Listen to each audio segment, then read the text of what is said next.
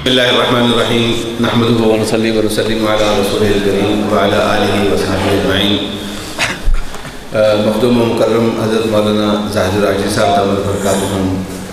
دیگر ہمارے اکابر اور علماء کرام اور معزز حاضرین مجلس، یہاں جیسا کہ پچھلے سال بھی میں نے عرض کیا تھا، ہر سال عرض کرتا ہوں کہ یہاں حاضری تقریر کے لیے نہیں ہوتی، وعظ کے لیے نہیں ہوتی، خطاب کرنے کے لیے نہیں ہوتی، بلکہ سرور دو عالم حضور اقدس صلی اللہ علیہ وسلم کے ساتھ جو ہماری نسبت ہے، ہماری غلامی ہے، اس کا ادنا سا مظاہرہ کر کے اپنی انگلی کا تھوڑا سا خون نکال کے اپنے آپ کو شہیدوں میں شامل کروانے کے لیے ہوتی ہے، سعادت حاصل کرنے کے لیے ہوتی ہے، اور ختم نبوت کے بزرگان دین کے اس عظیم قافلے میں پچھلی لائنوں میں سے ہی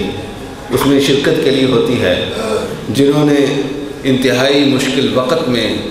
اس کام کو آگے بڑھایا اور ہمارے لیے بہت حد تک راہ ہموار کر دی۔ سرور دو عالم حضور اقدس صلی اللہ علیہ وسلم کے بے شمار اوصاف ہیں، آپ کی بے شمار خصوصیات ہیں۔ رسول اللہ صلی اللہ علیہ وسلم کی خصوصیات پہ علماء امت نے بہت ساری کتابیں لکھی ہیں، لیکن پھر بھی آپ کی خصوصیات کا بیان مکمل نہیں ہو سکتا۔ لیکن ختم نبوت یہ سرور دو عالم حضور اقدس صلی اللہ علیہ وسلم کا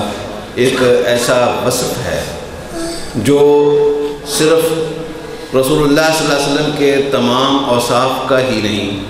بلکہ پوری کی پوری نبوت کا تاج ہے۔ مشہور حدیث ہے، رسول اللہ صلی اللہ علیہ وسلم نے پوری نبوت کو ایک خوبصورت محل کے ساتھ تشبیہ دی ہے۔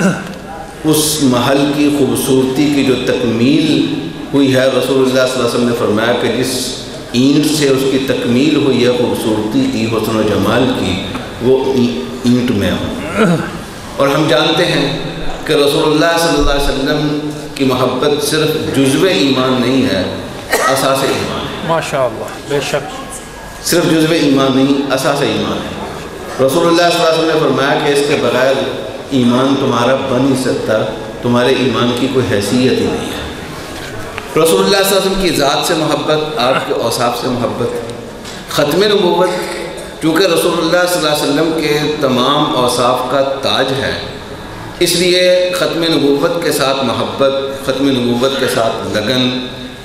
ختم نبوت کے ساتھ وابستگی، یہ حب رسول کے جتنے بھی شعبے ہو سکتے ہیں، یہ کہا جا سکتا ہے کہ یہ اس کا تاج ہے۔ آج کے اس دن کے حوالے سے میں دو تین باتوں کی طرف اشارہ کروں گا۔ ہمارے بزرگ بیٹھے ہیں، یہ انشاءاللہ تفصیل سے ہماری رہنمائی فرمائیں گے۔ پہلی بات تو میں یہ عرض کروں گا کہ بر صغیر میں نبوت کا جھوٹا دعویٰ کرنے والے اور بہت سارے ہوئے ہیں، لیکن قادیان میں جس شخص نے یہ جھوٹا دعویٰ نبوت کیا وہ محض کذاب نہیں تھا، کذاب ہونے کے ساتھ ساتھ دجال بھی تھا، فریبی تھا، مکار تھا، اور اس کے مکر و فریب کے پیچھے ایک بہت بڑی طاقت بھی موجود تھی جو اس وقت کی برطانیہ، اس وقت کی ایک بڑی طاقت شمار ہوتی تھی، ایک سپر پاور تھی۔ ابتدا میں ہمارے جن بزرگوں نے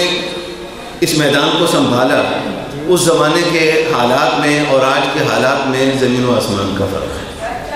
اللہ جل جلالہ ان بزرگوں کو جزائے خیر عطا فرمائے جنہوں نے ان کو بہت حد تک دفاعی پوزیشن میں کر دیا ہے اور ہمارے لیے میدان کو صاف کر دیا ہے۔ اب ہمارے لیے کرنے کا کام ایک یہ ہے کہ ہم میں سے ہر ایک کو یہ سیکھنا چاہیے طریقہ، اور مجلس احرار کے حضرات اور دیگر تنظیموں کے حضرات اللہ کے فضل و کرم سے موجود ہیں جو جانتے ہیں، طریقہ جانتے ہیں۔ یہ رسول جتنے بھی قادیانی ہیں، ان کو دعوت دینا، ان کو اسلام کی طرف لانا، رسول اللہ صلی اللہ علیہ وسلم کی غلامی میں لانا اور رسول اللہ صلی اللہ علیہ وسلم کی بغاوت سے ان کو روکنا، یہ ہم سب کی ذمہ داری ہے۔ ان کو بات کیسے سمجھانی ہے، کہاں سے بات کو پکڑنا ہے، کس طرح کے بندے سے کس انداز سے بات کرنی ہے، یہ چیزیں سیکھنے کی ہیں، اور ہمیں ان تنظیموں کے اکابر سے جو اس میدان میں عرصے سے کام کرتے چلے آ رہے ہیں، ان سے یہ چیزیں سیکھنی چاہیے اور اپنے اندر ختم نبوت کے حوالے سے، قادیانیوں کے حوالے سے ایک جذبہ دعوت بھی پیدا کرنا چاہیے۔ تیسری بات میں یہ عرض کروں گا کہ ختم نبوت کا مطلب یہ ہے کہ اب رہتی دنیا تک انسانیت کو اگر کوئی رہنمائی ملے گی، کوئی روشنی ملے گی، وہ صرف اور صرف سرور دو عالم حضور اقدس صلی اللہ علیہ وسلم کے دربار سے ملے گی۔ اس کے علاوہ انسانیت کے لیے نجات کا کوئی راستہ نہیں ہے، انسانیت کے لیے دنیا سنوارنے کا کوئی راستہ نہیں ہے، آخرت سنوارنے کا کوئی راستہ نہیں ہے۔ رسول اللہ صلی اللہ علیہ وسلم جو کچھ لے کر آئے ہیں وہ آپ کی امت کے پاس، ہمارے پاس ایک امانت ہے۔ یہ امانت اللہ جل جلالہ نے ہمارے استحقاق کے بغیر پیدائشی طور پر ہمیں عطا فرما دیا، اور یہ کسی غیر مسلم سے پوچھ کر دیکھیں کہ اسلام کتنی بڑی دولت ہے، جس نے کفر کی حالت میں زندگی کا کچھ وقت گزارا ہے۔ ایک جرمنی انجینئر فیصل آباد کی ایک مل میں کسی کام کے لیے آئے ہوئے تھے، سیرینا ہوٹل میں ٹھہرے ہوئے تھے۔ تبلیغ والے کچھ حضرات سے ان کا رابطہ رہا اور وہ آمادہ ہو گئے، پہلے بھی ان کا کچھ ذہن بنا ہوا تھا اسلام قبول کرنے کے لیے، اور ہمارے ہاں جامعہ امدادیہ میں آ کر انہوں نے کلمہ پڑھا، اسلام قبول کیا۔ آپ اندازہ نہیں لگا سکتے کہ اس بندے کی کلمہ پڑھنے سے پہلے کی کیفیت میں اور بعد کی کیفیت میں کتنا فرق تھا۔ ایسے لگتا تھا جیسے خوشی سے اڑ جائے گا،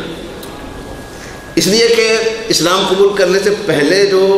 اس کے اندر اندھیرا تھا وہ اس نے دیکھا ہوا تھا، اب اس نے اسلام کی روشنی دیکھی، اس لیے ہمیں اندازہ نہیں، اس کو اندازہ تھا، ہمیں اس کا اندازہ نہیں، اس لیے کہ ہمیں یہ سب کچھ پیدائشی طور پر مل گیا۔ تو یہ اسلام رسول اللہ صلی اللہ علیہ وسلم کا لایا ہوا یہ ضابطہ حیات، یہ دین، یہ ہمارے پاس ایک امانت ہے اور پوری انسانیت کے لیے امانت ہے۔ صرف ختم نبوت قادیانیوں کے حوالے سے بھی ہمیں داعی بننا ہے، اور اس کے علاوہ ہم نے اپنی زندگیوں میں رسول اللہ صلی اللہ علیہ وسلم کی اس زندگی کو، آپ کے اس اسوہ حسنہ کو نافذ کرنا ہے، اور وہ نمونہ پھر باقی دنیا تک ہم نے پہنچانا ہے۔ یہ ہمارے پاس پوری انسانیت کی ایک امانت ہے۔ اگر ہم نے اس امانت میں خیانت کی، ہم نے یہ آگے پہنچانے کی کوشش نہ کی اپنی وسعت کی حد تک، تو سرور دو عالم حضور اقدس صلی اللہ علیہ وسلم کے سامنے بھی اللہ تعالیٰ ہم سب کو معاف کرے، قیامت کے دن جواب دہ ہوں گے، اور پوری انسانیت کے سامنے بھی ہم جواب دہ ہوں گے کہ اللہ تعالیٰ نے ان تک پہنچانے کے لیے ایک چیز ہمیں دی تھی لیکن ہم نے ان تک نہیں پہنچائی، اپنے تک رکھی ہے۔ انہی کلمات پر میں اکتفا کرتا ہوں۔ اللہ جل جلالہ ہمیں ختم نبوت کے اس عظیم مشن کے ساتھ صحیح طور پر جڑنے کی توفیق عطا فرمائے۔